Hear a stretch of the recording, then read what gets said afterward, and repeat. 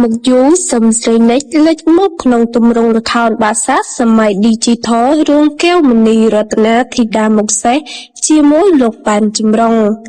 បាត់មុខពីឆាកសម្ដែងយូរស្រាប់តែតារាស្រីសឹមស្រីនិចបានលេចមុខជាថ្មីនៅក្នុងទម្រង់ល្ខោនបាសាសម័យ Digital រឿងកែវមនីរតនាធីតាមុខសេះជាមួយលោកប៉ែនចម្រុងតាមរយៈស្នាដៃសម្ដែងរបស់នាងរួមជាមួយសិល្បកររាប់រយនាក់ពិតជាទទួលបានការគាំទ្រខ្លាំងពីមហាជនទាំងទស្សនីយភាពទម្រង់ល្ខោនបាសាសម័យ Digital រឿងកែវមនីរតនាធីតាមុខសេះពិតជាទទួលបានការចាប់អារម្មណ៍ខ្លាំងបន្ទាប់ពីបានសម្ដែងជូនសាធារណជនទស្សនាកម្សាន្តអារម្មណ៍កាលពីសប្តាហ៍មុនកញ្ញាសឹមស្រីនិចត្រូវបានជ្រើសរើសសម្ដែងជានាងកែវមនីរតនាឬនាងកែវណាម៉ាថ្មីត្បិតតែជាលើកដំបូងដែលសឹមស្រីនិចសម្ដែងក្នុងទម្រង់ល្ខោនបាសានេះប៉ុន្តែនាងពិតជាធ្វើបានយ៉ាងល្អមិនថាពេលសម្ដែងជានាងកែវណាម៉ាដែលមានមុខមាត់មិនសូវស្អាតឬជានាងកែវមនីរតនា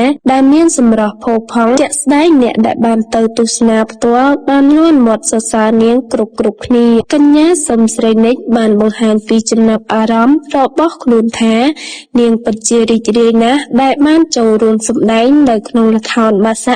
សម័យ Digital រឿងកែវមនីរតនាធីតាមុខសេះដែលមានសិល្បកររាប់រយនាក់ចូលរួមសម្ដែងបន្ទាប់ពីមានវត្តមាននៅក្នុងល្ខោនបាសានេះរួចសឹមស្រីនិចក៏ត្រៀមខ្លួននឹងប្រឡូកក្នុងវិស័យសិល្បៈឡើងវិញក្រោយបាត់មុខពីឆាកសម្ដែងអស់ពេលជាច្រើនឆ្នាំនាងរំពឹងថា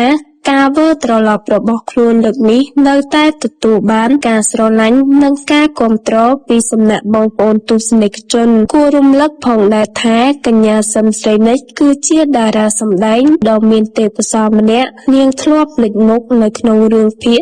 និងរឿងដុំជាច្រើនប៉ុន្តែក្រោយពីល្បីឈ្មោះនាងសម្រេចចិត្តចាកចេញពីសិល្បៈដើម្បីងាកទៅចាប់អាជីពរកស៊ីជំនួសវិញដោយឡែកទើបតែមួយឆ្នាំចុងក្រោយនេះនាងសម្រេចចិត្តវិលត្រឡប់មកកាន់ឆាកសម្ដែងវិញ